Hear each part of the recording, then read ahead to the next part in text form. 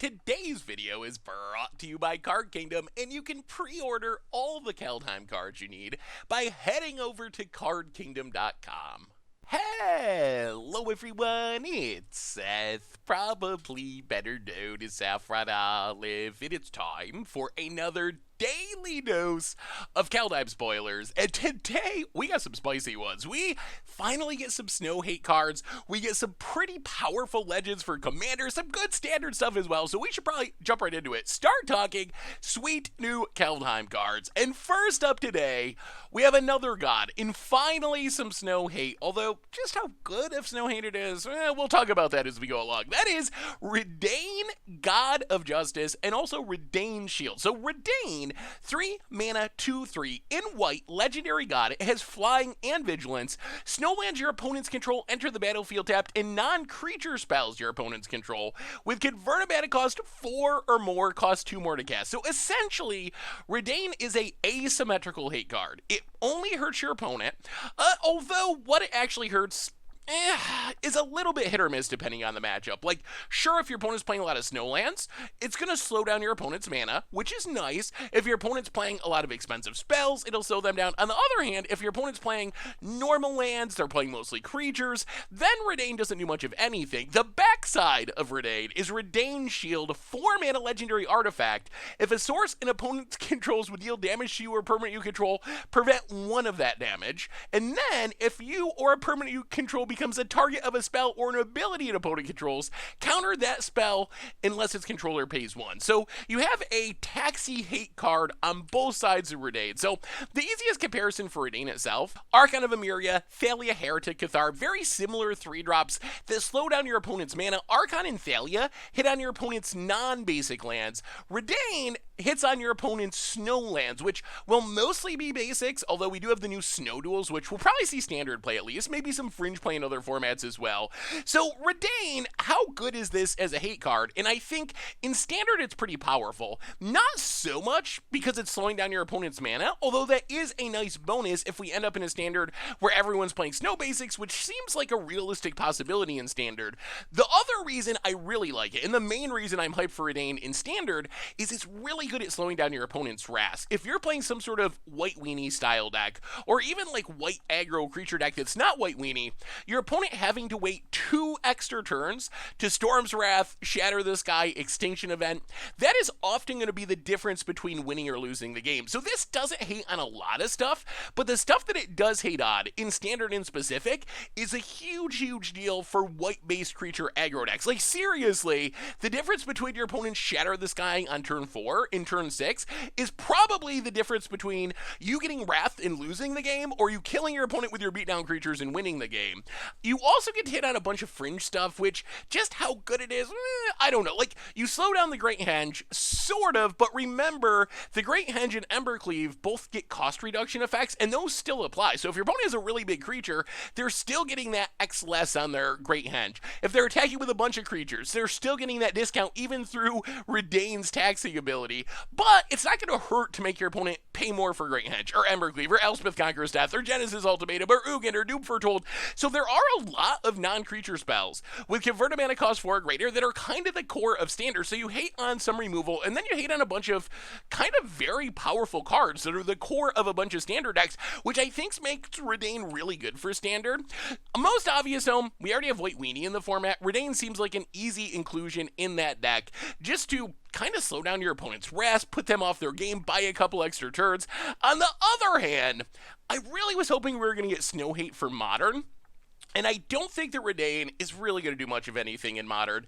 Maybe it sees some fringe play, but the problem in Modern is, even the snow decks, let's say you're an actual, like, straight-up Icewind Quaddle deck, you're playing Icewind Quaddle, you're trying to turn it on with your snow mana, even, like, dedicated snow decks, as dedicated as Modern snow decks get, are probably playing, like, 5, 6 snow basics, and then they're playing a ton of dual lands, a ton of fetch lands, a ton of shock lands.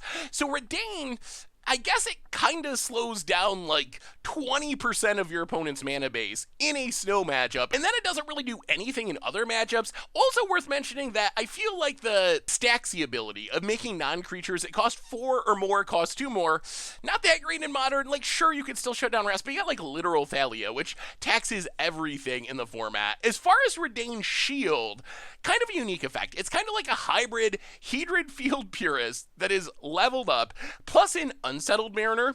I think you mostly play the card for the Redain side, but there will be times when Redain Shield is absolutely backbreaking and really, really good. Let's say you're facing down a board full of X1s against mono red. Playing this card is going to be really powerful in that situation, and it's also taxing your opponent's removal. It's not shutting it down, but again, if you're forcing your opponent to pay 3 mana to stomp with Bone Crusher Giant, 3 mana for Heartless Axe, 6 mana for Elspeth Conqueror's Death, or maybe like infinite mana if you get Shield and actual Redain on the format, it's going to be like 8 mana for Elspeth Conqueror's Death. That's actually relevant, especially if you're that aggro deck. If you're pressuring your opponent, you're not going to shut your opponent down forever. This isn't a lock piece, but it is a solid tempo play out of a white aggro deck. And as you get back into other formats, there's even more things it sits on. Like in Historic, this shuts down your opponent pinging your stuff to death with Mayhem Devil. Like having to pay a mana every time you want to ping, that makes Mayhem Devil much less exciting. In Modern, in Pioneer, there's burn decks that are trying to throw Boros Charms and Lightning Bolts at your face. If you gotta pay +1 mana for every burn spell, that really slows down a burn deck. We have Storm decks that are targeting you repeatedly. Even Charbelcher, like +1 mana to your Charbelcher activation and potentially more if you have the front half of the card as well. That's not going to win the game against Charbelcher, but Charbelcher is built to get to 7 mana to win the game. If it costs 8 mana to win the game, that does at least buy you an extra turn. It shuts down Walking Ballista, although in Modern, 4 mana is a lot for this effect, especially when there's cheap, efficient hate cards. So is it enough to see play? Like, it's good if you get it on the battlefield, but is 4 mana just too slow? There's a reasonable chance that by the time you are casting Redain Shield, you've already got comboed off by Heliod and Walking Ballista, or you already died to your opponent ritualing out a Charbelcher, or your opponent already stormed off or whatever. So that's the downside of the card. So Redain and Redain Shield, I think this is a very powerful standard card. At least reasonably powerful. I'm not saying it's like broken or anything, but I do think this is a very good taxing effect for standard, especially our current standard that we're heading into with Snowlands presumably being everywhere. Slowing down big expensive creature spells, that's relevant. Slowing your opponent down further by having their Snowlands come into play tapped, that is also relevant. Shield is going to be really good in certain scenarios, slowing down removal, locking out X1s or 1Xs from dealing damage. So I feel like this is a really good standard card. The further back you go, the less impressed I am with Redain.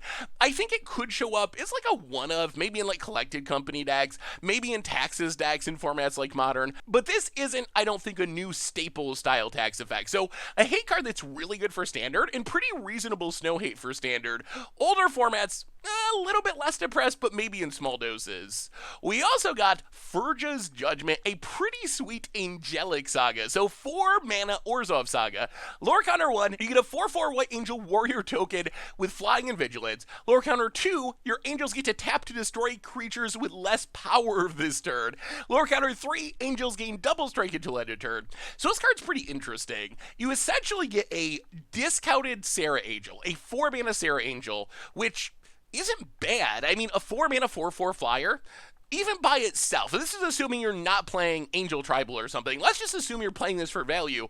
4/4 Angel with Flying and Vigilance for 4, that's fine, even in our current standard format. Then you essentially turn all of your angels into worse versions of Avatar of Woe for a turn, where, yeah, they can tap to kill stuff. It's got to be stuff that's smaller than them, but still, if you got a 4/4, you should be able to kill something, and then maybe you have extra power buffs or whatever. And then that last mode, not super duper scary if you're just playing Far Judgment by itself and giving 1 angel double strike, but if you're playing an actual angel tribal deck, a one-shot Rage of Reflection, probably going to kill your opponent and win the game on the spot. So my first thought for this card, which is actually kind of funny because it's obviously designed to be an Angel Tribal card, but my first thought for Forge's Judgment is, seems like a really good Yarion Doom Foretold card. I know this comes up a lot with Sagas, but Sagas just work really well with Yarion. It's right on curve with Yarion.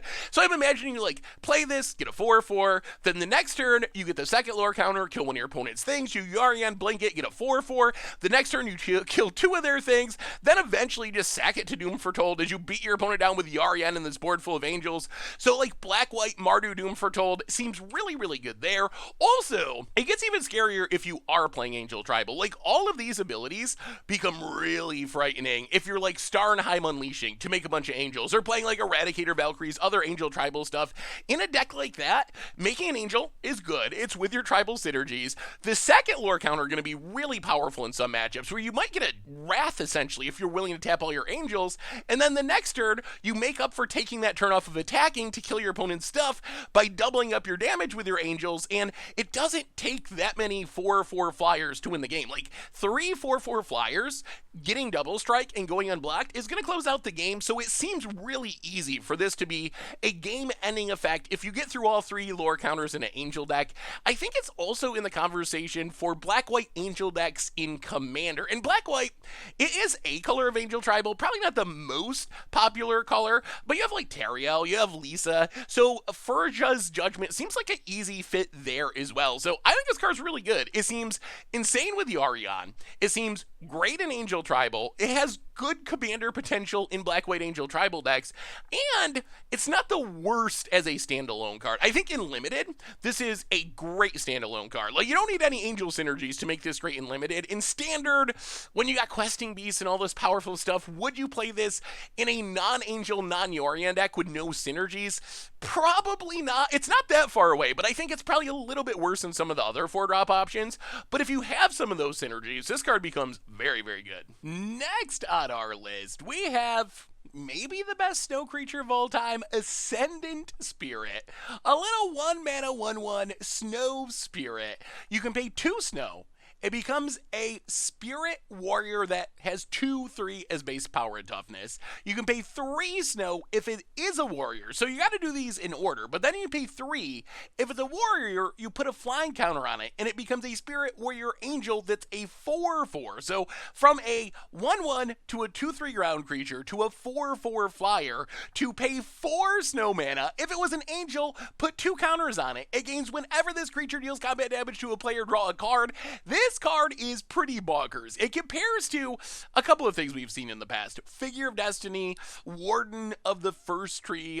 These are also 1-mana 1/1s that eventually become massive and dominate the board. The biggest upside, I think, of Ascendant Spirit is it's pretty cheap to activate. If you look at like Figure of Destiny, Warden of the First Tree, their ultimates, quote unquote, cost 6 mana. Ascendant Spirit only costs 4 mana. However, it does have to be snow mana, so that is a drawback, maybe? I guess the way it's a drawback, in Standard, I think it's really easy to just play snow-covered basics. The way it's a drawback is your dual lands probably aren't going to help you actually cast it. So if you're playing like Pathways, Triomes, and so forth, that could be a bit of an issue, but this is still a really powerful card. Another comparison is Hexdrinker, although I wanted to mention Hexdrinker specifically because of the differences between these two cards. If you haven't played with Figure of Destiny, Warden of the First Tree, because they're relatively old cards. Figure is really old. Warden is semi-old.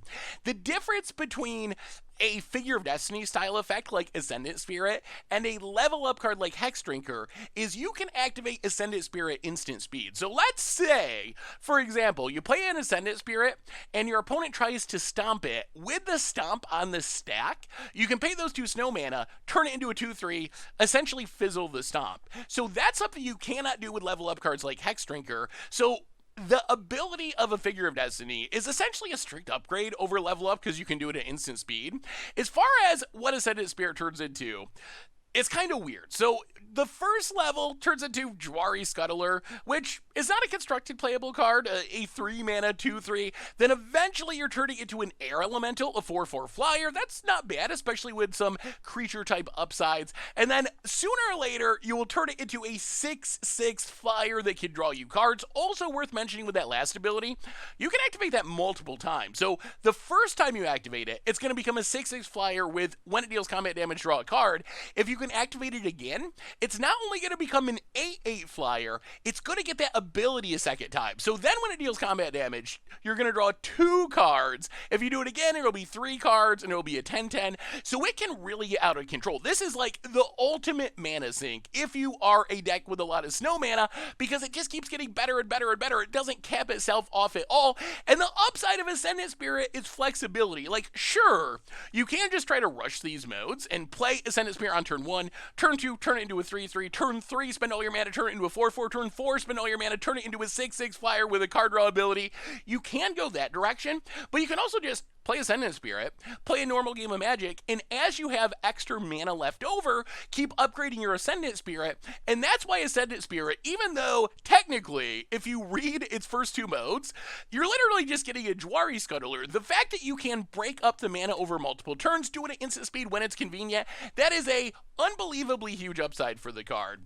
The other thing about Ascendant Spirit that I really like is, unlike a lot of cards we've talked about from Kaldheim, where we've been like, okay, this card is really good, but it doesn't match up that good with a Throne of Eldraine card, Ascendant Spirit's kind of the opposite. I actually like how Ascendant Spirit lines up with some of the most played best cards in the format. For example, everyone plays Bone Crusher Giant, so everyone has this shock effect hanging out in their deck. Well, Ascendant Spirit, yes, it can get shocked as a 1-mana 1/1 or stomped as a 1-mana 1/1, but once you get it up to a 2/3, that Jwari Scuttler mode is actually really good at making it dodge Bone Crusher Giant. A 2/3 is not going to die to Bone Crusher Giant, and then once you get up to Soul Ravnica 6/6 flyer mode, that's big enough that you can be locking down a Lovestruck Beast. So it actually matches up really well with some of the best cards in the format, assuming you got enough snow to activate it consistently. Also, I mean, it's a spirit. It's a spirit no matter what. You get the other creature types as it goes along, but this could potentially mean potential to see play in spirits, especially in Historic, I would say. Modern, maybe there's a chance. Going to be much harder to make the Modern Spirit mana base have enough snow to work, because remember, dual lands, at least the commonly played good ones, are not snow lands, so you're going to need a lot of basic lands theoretically. But in Historic spirits that are mostly blue-white, this seems like a really good 1-drop to take advantage of your Empyrean Eagles, your Supreme Phantoms. The problem in Modern also is that, unlike Standard, where I really like how Ascendant Spirit matches up with the metagame, in Modern it's got a couple of big problems. We've seen Hexdrinker be very good, but that is in large part because if you can get to level 3, you have protection from instants, and most of the heavily played removal in Modern is instant speed. Ascendant Spirit has another problem. Ascendant Spirit's problem in Modern, and while I'm not super hyped for it in the format, although I do think it could maybe possibly see play in the right deck, but even at level 2, so you get that 2/3 Jwari Scuttler, it's still going to die to Lightning Bolt, and then, even more devastating, let's say you make it all the way through, and you spend 2 mana to make it a 2/3, 3 more mana to make it 4 more to make it a 6/6 that draws you cards. Even after all that, it's still CMC1, which means Fatal Push, always going to get it, no matter what. And that is a bit of a concern, that you could dump a ton of mana into this card, and then have your opponent just be like, oh, 1 mana, kill it, no matter what you do. So Modern, not as hyped about it, but really, this is a pretty scary card for Standard. Figure of Destiny was really good. Warden saw heavy play when it was in Standard. In our current Kaldheim snowy format, I expect Ascendant Spirit to be very good, and theoretically an upgrade, assuming you got enough snow mana that you can consistently upgrade it. I think this is just a better version of Figure of Destiny, and there was a time when Figure of Destiny was heralded as one of the better cards in all of Magic. So this card, probably going to be pretty good at Standard, maybe some potential in other formats too. We also got Blood in the Snow. Blood in the Snow, an interesting snow wrath. So 6 mana snow sorcery. Destroy all creatures or destroy all planeswalkers. You choose one of the two, and then you can return a creature or planeswalker with converted mana cost X or less from your graveyard to the battlefield, where X was the amount of snow you spent to cast this spell. So Blood in the Snow, It's the next in a line of expensive Wraths with an upside of giving you a creature, or in the case of Blood in the Snow, it's a 2021 edition, so you can potentially get a Planeswalker as well, but it's kind of like Necromantic Selection, which blows up everything, lets you reanimate something. Phyrexian Rebirth blows up everything, gives you a massive artifact creature. A Martial Coup, a little bit the opposite direction, blows up everything, gives you a bunch of 1/1s. These cards, they have seen fringe-ish play in Constructed. I think Martial Coup was the best of the bunch back in the day. Phyrexian Rebirth saw a little bit of play. 6 mana is a lot for a Wrath, even with an upside. The other weird part about Blood in the Snow is we're just not in a very Planeswalker-heavy standard right now. Yes, Ugin is really good. Yes, Ashiok and Garruk Unleashed somehow show up a little bit, but this isn't War of the Sparks standard, where you constantly had opponents that had Nissas and Teferis and Narsets and all these Planeswalkers on the battlefield. So I feel like most of the time you're going to be choosing creatures with this in our current format, although it is definitely worth keeping that upside in mind as we get more and more Planeswalkers, theoretically, that are going to be good in standard. Then the value of blowing up Planeswalkers goes even higher. It is cute that you can like play this with Ashiok and then blow up your own Ashiok if need be, and then immediately reanimate it to get another activation. That is a cute little synergy there. Blood in the Snow, it doesn't have much competition, honestly, in Standard. The only real, like, sweepery black card is Extinction Event. And Extinction Event, while it has proven to be way better than I thought when it was 50% of your creatures get blown up, it still doesn't kill everything. While it can be great in certain scenarios, and even be a hard Wrath in certain scenarios, there are other scenarios where your opponent has a good mixture of evens and odds. You blow up some stuff, and then they just swing in and kill you. Blood in the Snow is going to get rid of anything, and if you're playing a bunch of Snowlands, which you should be in Standard anyway, and doubly so if you're playing Blood in the Snow, getting back a Elder Gargaroth, a Questing Beast, even just getting a Lurrus back, and then recasting something else, that's a pretty insane deal. Like, the upside of this card is massive. Even though 6 mana is a lot and it's slow, if you can blow up like 2 or 3 of your opponent's things, and then get back one of your things, you could theoretically easily be getting like a 4, 5, 6 for 1 out of Blood in the Snow, which is a pretty game-swinging line. So even though it's expensive, its power level is really high. So Blood in the Snow, I would expect in Standard this card to see play, but I would be surprised if it was a 4-of. Typically, 6 mana Wraths are more like your backup Wraths. You're probably still going to play your Extinction Events, but then maybe you have a Blood in the Snow in your deck. Maybe 2. Maybe it's in the sideboard for certain matchups where you got to get rid of Planeswalkers and Planeswalker-heavy matchups. So I think it's playable, but I would be surprised if it was a staple. If you're playing a Snow-heavy deck in Commander, I think this is also in the conversation, in the expensive Wrath slot. Not going to replace your Damnations and Toxic Deluge, but as Wrath number like 3, 4, 5, Blood in the Snow is at least in the conversation, thanks to its ability to get Planeswalkers and to reanimate something. We're also getting more of the uncommon land cycle, and whew, this cycle is a lot better than I expected. Axeguard Armory, this card is pretty bonkers. So enters the battlefield tapped, makes a white mana, you can pay double red, white, and 1. So 4 mana, tap it, sack it, search your library for an aura or an equipment, reveal them, put them in your hand, shuffle your library. So Axeguard Armory, it's essentially a double Open the Vault. You get 2 copies of Open the Vault, searching for an aura and an equipment, and get to put them in your hand. That is very efficiently costed. Like, Open the Armory, casting that twice would be 4 mana. Axeguard Armory is 4 mana, plus you do have to use Axeguard Armory and lose it forever itself, but tutoring up an aura and an equipment for 4 mana on a land that comes as a semi-free roll in your deck, yes, there's a cost to it being tapped. This seems like a very playable card to me. I think the easiest hope for this card, and the place where it will be a true staple, is in Boros equipment-based commander decks. If you are playing Akiri, you're playing some Arden Pile, there's a lot of Boros equipment decks.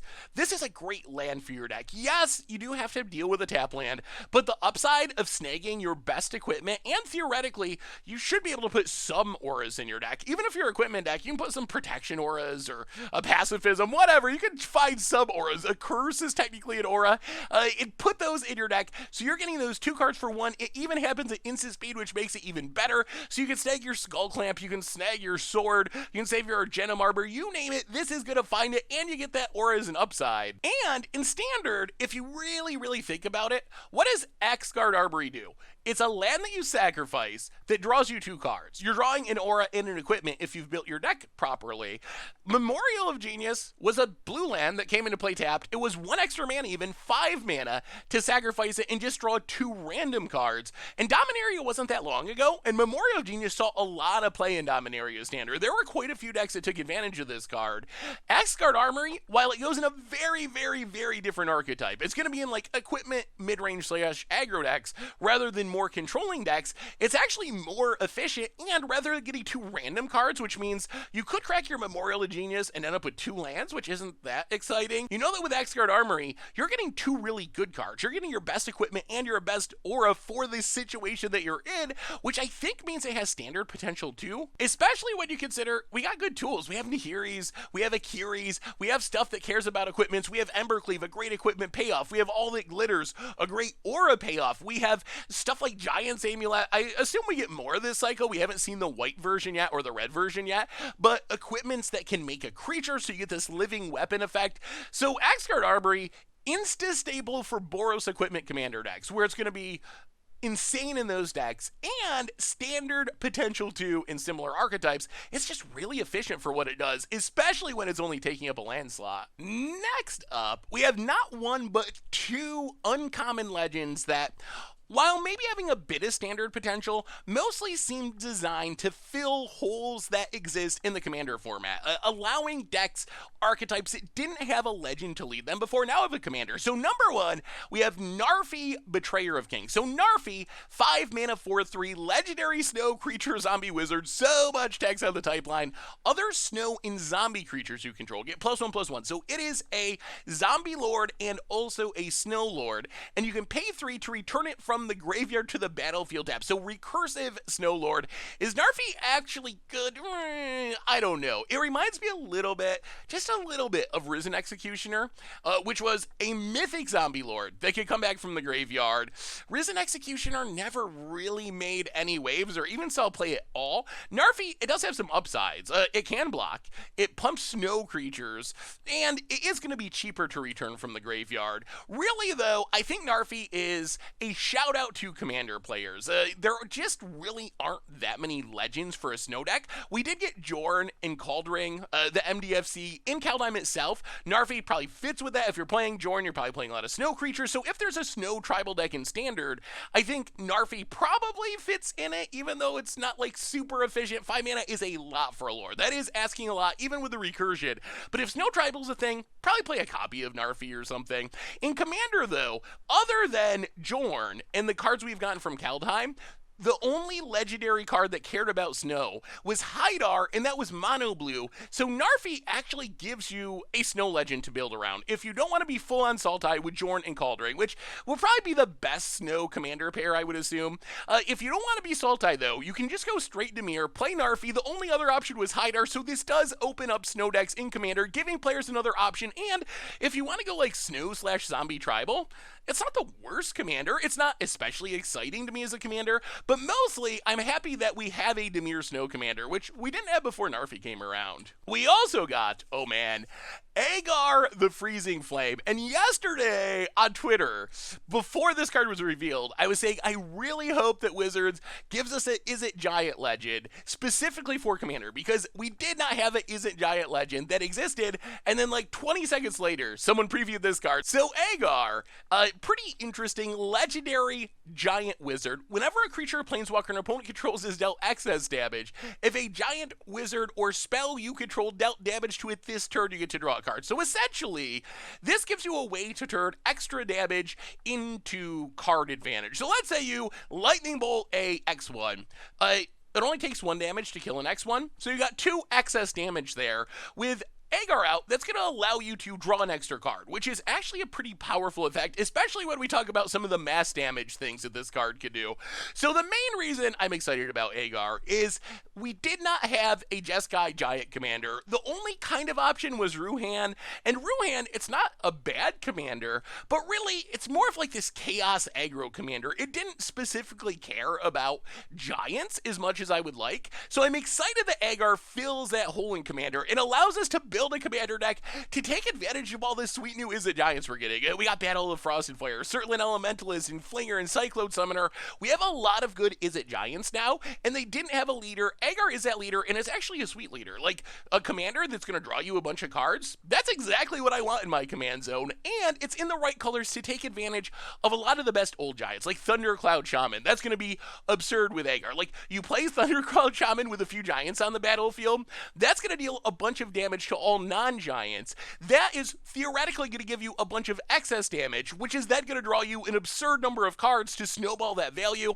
and just like old giant lords, a Sunrise Sovereign, Borderland Behemoth gets really big in the deck. So excited for Agar Giant Tribal in Commander, seems really, really sweet. On the other hand, we got the Wizard text out there, and while you can definitely build Agar Wizards if you want to, I feel like Agar being a wizard, much less exciting to me, simply because we have about 1 million good wizard commanders. Like, you got Inala, you got Kaza, you got all the different Nivs are technically wizards, you got Nin the Pain Artist. There's 1 million wizard Izzet legends that are already really good, so while you can build Agar Wizards, I don't know. It doesn't do anything super unique for a wizard deck when you already have so many good commander options, but for giants, it is great. The other thing to mention about this card is it interacts really well with another god we got in Torolf. So Torolf has the same type of ability where excess damage is essentially like redirected to anything you want. So similar ability to Agar, if you have them both going, if you deal excess damage to something,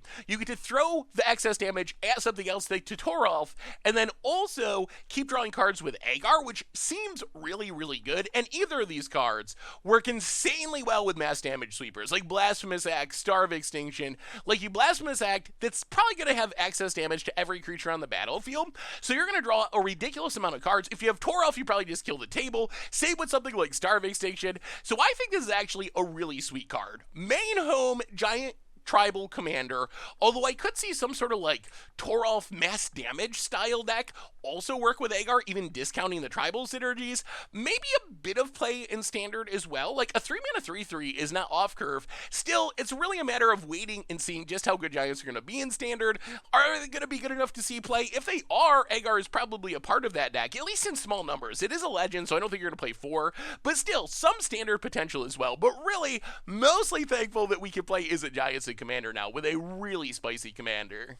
Moving into the world of lower rarity cards, got some interesting stuff today. Stalwart Valkyrie, another new angel, 4-mana 3/2 flying, except you can pay 2 and exile a creature from your graveyard instead of paying 4. If you're paying 2 for this, you can kind of make a little bit of a Delver of Secrets argument. Like, Delver's 1, obviously, but 2 mana for a 3/2 flyer, actually pretty powerful. The problem is, how are you going to get a creature in your graveyard on turn 1? I think maybe the best comparison might be Sarah Avenger, where, yes, it is technically a 2-mana 3-powered flyer, but it's going to be very difficult to Stalwart Valkyrie on turn 2, on turn 3, unless you're really built around cheating into play, similar to how you can like Ether Vial, a Sarah Avenger into play a little bit easier. So is Stalwart Valkyrie good? I'm going to go with not that good. It seems like a sweet limited card. Maybe some sort of angel tribal deck in standard could take advantage of it. In the late game, it should usually be 2 mana, which is a nice upside, and it triggers all your angel stuff. If you really want to build around it, I guess you'd try to like Stitcher Supplier, Throne of Death, cards that can get creatures theoretically in your graveyard on turn 1, but is it worth building your deck around this just to get a 3/2 flyer for 2? Probably not. If there's enough other synergies to support the deck, then maybe it would be included in the deck, but I don't think you want to build around getting a 2-mana 3/2 flyer, especially in a world where Bone Crusher Giant and Stomp is like in 1 million decks. So even if you jump through all these hoops and actually pull off Stalwart Valkyrie in a format like Standard or Historic with Stitcher Supplier, Throw to Death, it's probably just going to get stopped anyway, which makes me a little less excited. We also got Ascendant Spirit, another pretty competitively costed second spell card. So 2 mana 2/2. Whenever you cast your second spell each turn, you get a 1/1 spirit creature with flying, a little bit like Improbable Alliance. Also see the Bitter Blossom comparison, where if you have a deck designed to be casting 2 spells a turn, you're kind of just getting a 1/1 for free each turn. And maybe you can do it on your opponent's turn too, and you're getting even more 1/1s. We've seen both Improbable Alliance and Bitter Blossom be fairly powerful cards in their respective formats. The only issue is it still gets stomped. So it's like a Bitter Blossom or a Probable Alliance that's gonna die like 1,000,000% of the time to your opponent's Bone Crusher Giant on turn 2, on turn 3. So that's a concern. I don't think it lines up very well with removal, but still, potential to be a powerful card. We also got some sweet new lands from the uncommon cycle, and Karfell Port and also Surtland Frostfire. Karfell Port is the one I'm most excited about out of these two. Port gives you a blue tap land that allows you to pay double black blue in 3 to mill 4 and then reanimate a creature from your graveyard. Surtland Frostfire, a red tap land that allows you to pay double blue red in 2, so 5 total mana, to scry 2 and then Pyroclasm, essentially 2 damage to each creature, only as a sorcery. So Karfell Port, I think this is a powerful card. You're essentially getting a Garuda trigger, except it only hits your graveyard, but still, this is a land where the only cost is, it comes into play tap, it makes 1 color of mana. The upside is, in the late game, you can get your bomb back from the graveyard. You can get your Garuda back from the graveyard. I think that this is a high enough power level that it is definitely worth considering in like Sultai mid-range piles, Dimir mid-range piles, where in the late game, this is a land that can theoretically win you the game. That is powerful enough that it's worth putting up with the cost of it coming into play tapped. On the other hand, Surtland Frostfire, little less exciting to me. 5 damage for a Pyroclasm. Not super good. Like, it's still value from your mana base, and value from your mana base is always powerful. But 5 mana, Pyroclasm, Sky True, and there's even an extra restriction that you can only do it as a sorcery. Remember Karfell Port, you can do this at instant speed, as far as we know based on the translations we've seen. Karfell Port, you just wait to your opponent's end step, get back your bomb, attack, win the game. Surtland Frostfire is going to make you tap out main phase as well, so I don't know. Could it still see play? It definitely could. I don't think it's a bad card, but I think it's definitely less powerful for Karfell Port. I mean, the easiest way to look at this is Karfell Port, how much would you pay for a spell that was mill 4 cards, reanimate a creature from your graveyard? I would say in standard, you'd probably pay at least 5 mana for that effect. It's somewhere between 4 and 6. 4 if it was like super duper competitively costed, and we haven't even really seen much 4 mana reanimation in a long time. So I'm going to say 5 mana. You're getting a 5 mana effect, and you're paying 6 mana plus sacking and tapping Karfell Port. On the other hand, how much mana is Surtland Frostfire worth? Really? It's probably 2. I guess maybe it's 3 because of the Scry 2, but still, you're paying 5 mana for it with Surtland Frostfire. That's just not all that efficient for a Pyroclasm. So while both of the cards, I think, are theoretically good enough to see play in certain decks, Karfell Port is the one I'm most excited about for sure. Otherwise, in the world of Draft Shaft, we got a bunch of stuff. I don't think it's going to see constructed play. Some troll stuff, some risky removal and provoke the trolls. I don't know. Stuff that you'll have to keep an eye out for in limited, but probably not going to show up in constructed. Anyway, that brings us to the end of our daily Kaldheim spoilers for today. So what do you think about all these sweet new cards? Is Redain finally the snow hate we were waiting for? Is it enough for older formats just for standard? What about all the uncommon lands? How good is that cycle? What about Stalwart Valkyrie? Can a 2-mana 3/2 flyer do anything in standard? How busted is Ascendant Spirit? Is that the best version that we've seen so far of that archetype? The 1/1 that upgrades itself into something insane.